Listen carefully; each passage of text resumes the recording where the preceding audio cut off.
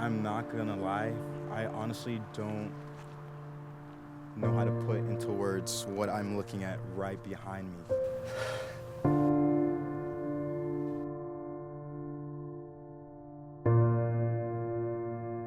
If you want proof that the Russian military, the Russian government is trying to destroy the Ukrainian people's heart, their soul, and take over their country, this is the main administrative building here in the Kharkiv region. It was hit with 2 different airstrikes. The entire building was destroyed. They had to empty out everything. When you're walking throughout this city, Kharkiv, you can truly see how the people are living their normal lives as best they can. They are rebuilding buildings. They are not stopping just because the Russian invaders are trying to take over their country and destroy and erase them from this world. When it comes to this war that Russia started, it's not only affecting humans, but also it's affecting animals. Right behind me is an exhibit or a home actually for animals, and you can see the blackness inside. You can see the char. You can even see fragmentations from the bombings, the shrapnel right here. Right now we are at... It's called Feldman Eco Park. So how does this feel then, seeing this destruction? Because this war is not only just affecting humans, the Ukrainian people, but affecting everyone. Mother Nature, all Europeans, animals. Well, that's one of the stories that actually makes me cry every time I think about it, because whenever the full-scale invasion started, this park is extremely close to the Russian borders. I don't know what kind of games the Russians play in their country, but it feels, and it actually says right here on the sign, that whenever Russian army and Russian soldiers got to the park, they used all of these objects, all of these cages, all of these buildings around as their shooting range. I want you to imagine you're taking your kids to a park, and instead of being able to look through glass windows and see animals, instead they're looking through the bullet holes that were left by the Russian terrorists. And now you have kids looking through these holes.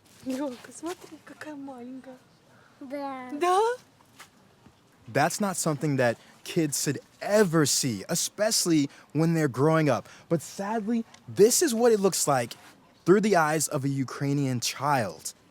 I don't have a guide with me, but just looking at this hole right here and the red spray paint around it, this looks like this is where an actual missile hit. Here's where another missile hit. Right here, not too far from the actual animal enclosures. One of the things that's not told in the Western media is the fact that these animals had to also go through the shelling, the bombings with the Ukrainian people. All of these holes are from shrapnel.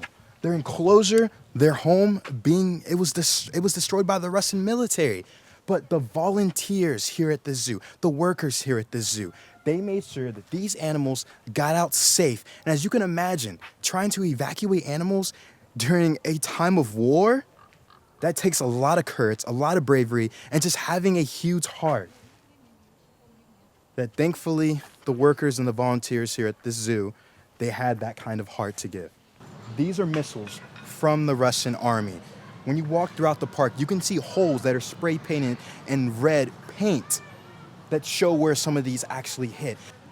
This is what I'm talking about when I'm saying that Ukrainian kids are growing up seeing this stuff. Right next door is a kids' play area, right next to the missiles that Russia used against the Ukrainian people. Что это сейчас работает здесь, когда открылся парк заново? Спрашивают у людей, каково им вообще находиться здесь. Находиться конкретно здесь, вот как я, нормально. Но я же говорю, туда я вот был один раз. То есть, И вот, как? Нет, не могу. Кроет сразу. Вот сейчас говорю, все. Это очень больно. Типа я помню этот парк, мы здесь постоянно отдыхали с детьми, со всем, и просто, да, есть животные, да, классно, да, Фельдман молодец, они стараются, есть, ну, я же говорю, я увидел львят вчера, стоял такой, классно, львята, поворачиваюсь, расстрельные стекла, все. Поэтому я туда не хожу. И дай бог им и силы, и финансов, и какой-то международной помощи, потому что, ну, опять же, он был грандиозный, этот парк. Я считаю, он был лучший в Украине. Да. Держи, держи. Что нужно сказать? Спасибо. Вкусно? Да. Da. Right now we are here at this place called Major, where you can rent out rooms, you can actually get dressed up, have a photography session, have a film session, basically a content creation place. Today we're here to film someone who does yoga. It's important for the civilian to still try to maintain a normal life. We are going to eat at Tripitcha, which is supposed to be a traditional Ukrainian restaurant. But it's my first time here, so I don't know. But we'll see. I hope so, because I'm not gonna lie, Ukrainian food? I Definitely. know. What? I haven't even said it yet. What? It's good. Okay. Duck. So how is it? It's perfect. Perfect. Wow. I mean, I've just tried the potato, not the meat. What did you order to drink? What That's is this? compote. Compote. Yes. But yeah, mixed berries, some apples, I guess. Oh, this is really good. This is why I'm telling y'all need to travel and see the world, because I never thought about boiling fruits together and then putting them in a drink. What's wrong? No, it's good. I never thought about boiling fruits down together and then mixing them into a drink.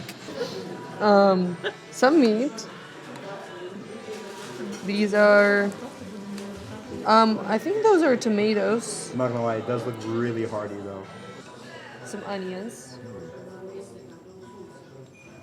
Oh, this is mine. Wow. You alright there? So You good? It's so good. Better than your mom's soup? It's tricky. It's hard to answer. No, it's definitely not better. Excuse me. Did you just take my food? Sharing Again? is caring. Okay, so I got the ribs. It looks, or one rib, and it looks like there is some cream on top. And I don't know what else is in here, but let's try this.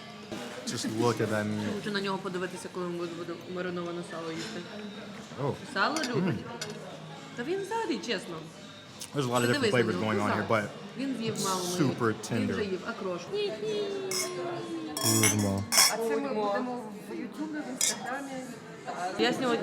Пояснювати тільки, що що ми п'ємо. That was my first time going to a Ukrainian outside market. And the people in there still living life, nice, asking me where I'm from, and telling me to come back and buy more fruit. And that's why I really love going to outside markets. But even then, you can still feel the sense of there is an active war going on here in Kharkiv. What were the older ladies? What did they say? Тихого дня. And then that means you said have a good, a quiet night.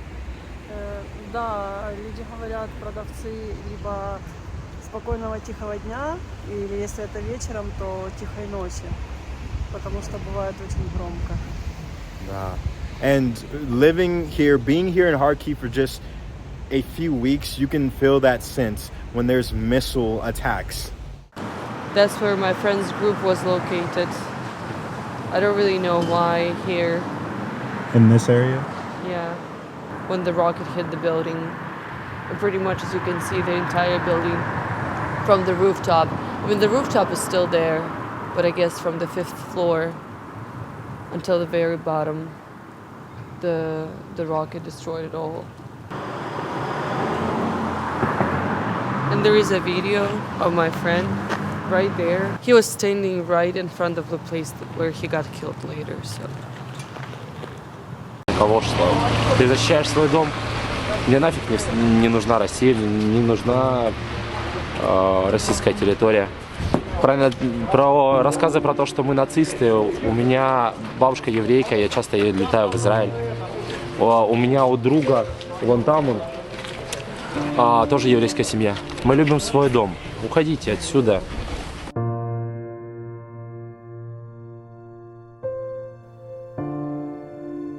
I'm here right now with a Kharkovian, Sophia. She is from Kharkiv, the second largest city here in Ukraine. Where were you at when the invasion first started? Well, the full-scale invasion of Ukraine.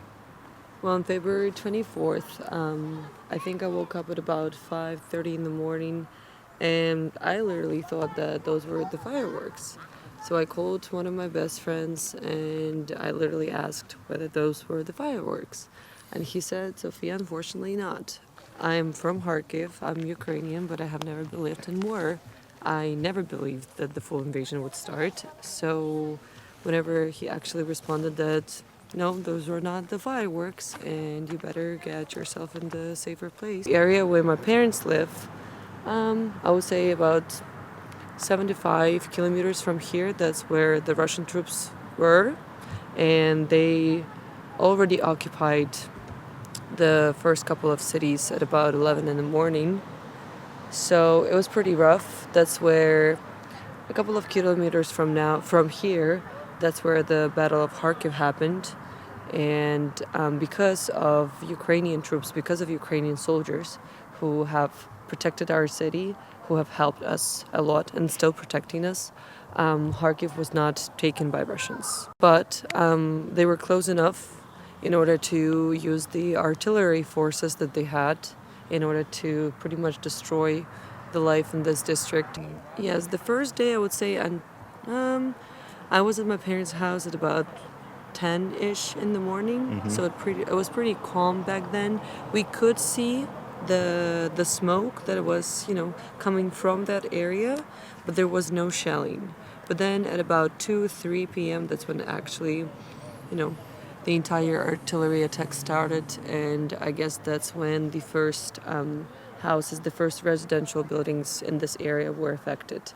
And pretty much this area, which is called Saltivka, the biggest, one of the biggest districts in Kharkiv was, I wouldn't say completely destroyed, but you can see the destruction, especially of this part of the district. So I know that a lot of my friends in the United States, when they hear about Ukraine, one of their first questions is, oh, well, they speak Russian, right? So I feel like some Americans believe that y'all are brothers with Russians. Y'all are the same people.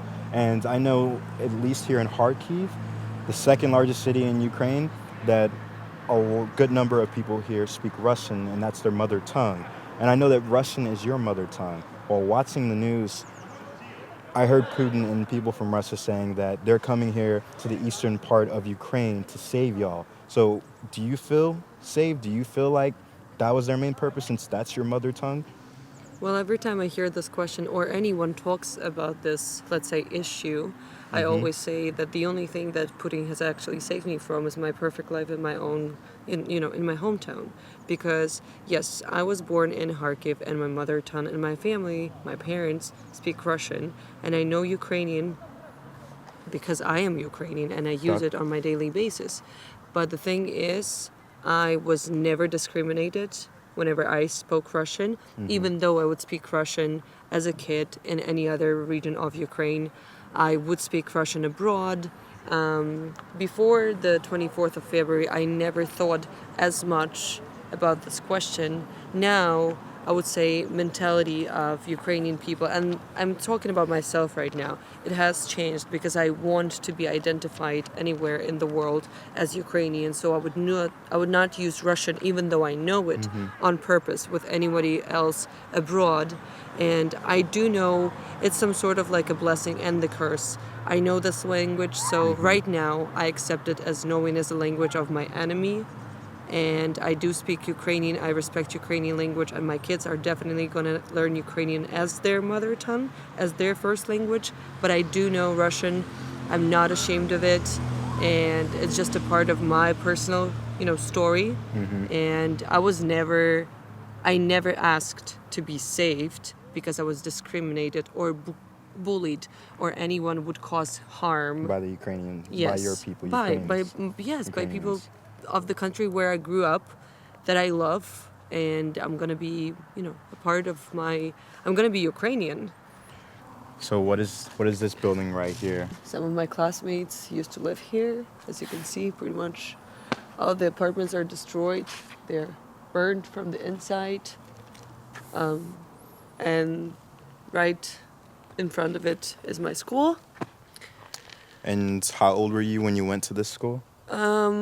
I transferred here when I was in 6th grade, and then I graduated the school. So Oh, much so 6 it years. was one of those big schools. yeah, in Ukraine we do not have like high schools and middle schools. So pretty much here, everyone starting from the 1st grade until the 11th studies here.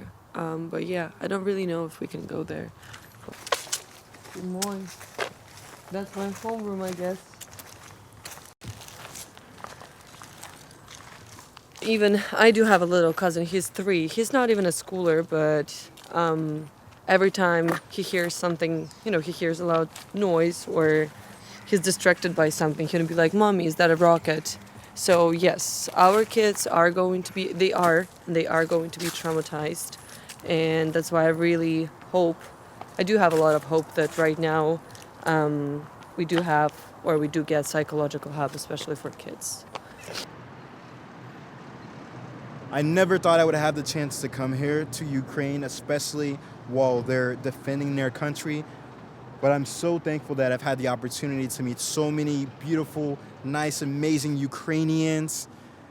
I don't know where I'm headed to next, but I know I want y'all there with me. Subscribe and follow me to 196 countries. Slava Ukraini.